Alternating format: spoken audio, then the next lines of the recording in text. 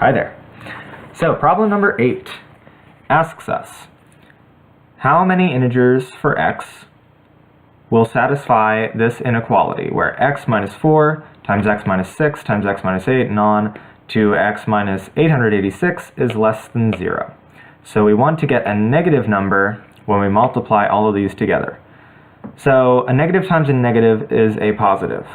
So if there are an even number of terms here, if they're all negative, that won't work. That'll give us a positive. So we'll need an odd number of positive numbers to get an odd number of negatives and a negative when we multiply them together. If there are an even number of terms here, an odd number of terms here, either we need no positives, because then they'll all be negative and an odd number, or we need an even number of positives to get an odd number of negatives. So first we need to know how many terms are in this inequality, and if that is an even number or an odd number. So we're going to pretend that the terms are 4, 6, 8, and so on to 886 in order to find how many there are. So let's write that out.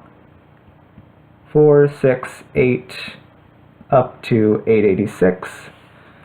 So if these were our terms, which they're not because of, there's x minus these, but if they were, we see that they are even numbers, starting with 4 going to 886. And the difference between the previous term and the next term is 2, right? Because 4 plus 2 is 6, 6 plus 2 is 8. So we're adding 2 to get the next term in our sequence here. And if we have the same number that we're adding to the previous term to get the next term, we have an arithmetic sequence.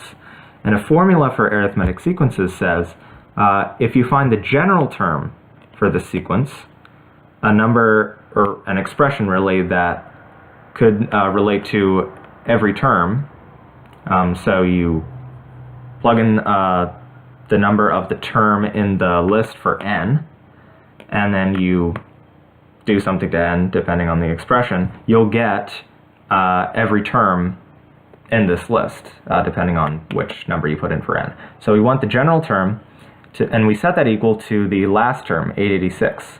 And if we solve for n, we'll get the number of terms, and then we'll see if we have an odd or even number. So our general term is going to be 2n plus 2, because when n is 1 for our first term, 2 times 1 is 2, plus 2 is 4, our first term.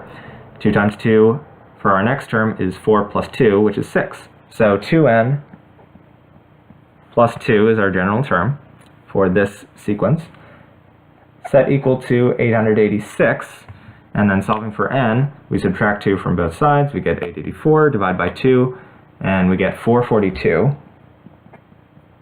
for n. So in our inequality, we have 442 terms, which is an even number.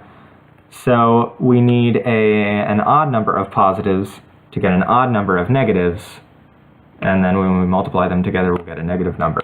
So we can't have 4, 6, 8, or anything like that, because that will give us a 0, and multiplied together, we'll get 0. So let's try 5. That's the lowest number it could be. So if we use 5, we'll get a positive 1 here. That's a positive. Minus 6, we'll get a negative 1. And then all these numbers are greater than 6, so we'll get negatives the rest of the way. So we have 1 positive for 5, so an odd number. And then we'll get an odd number of negatives, because an odd plus an odd is an even. So 5 will work. 5 will give us a negative number for x. Let's try 7 next. Can't have evens because these are all evens in the list. We'll get a positive 3 when we subtract 4, but we'll get a positive 1 when we subtract 6, and then the rest will be negatives, 8 and greater than 8. So we have an even number of positives and an even number of negatives, so 7 will not work. But 9 will.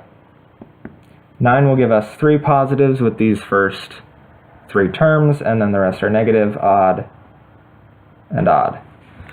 So if you see where this is going, we're going to have 5, 9, 13, up until 885, because 885 minus 886 is -1, and all the rest would be, the number we're subtracting will be smaller than 885, so they'll all be positive. We'll have an odd number 1 for our negative numbers, and then the rest positive. We'll get a negative number multiplying those through. So these are the possibilities for the integers for x. But we need to know how many there are. And if this is an arithmetic sequence, we can do the same thing here and find total number of terms, and it is, because the difference between these terms is 4. So our general term here is 4n plus 1, because 4 times 1 for our first term plus 1, 4 plus 1 is 5. And then our next term, 4 times 2 plus 1 is 9. So 4n plus 1 is our general term.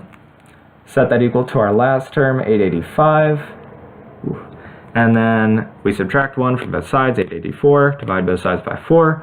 And the number of terms is 221. And that is our answer.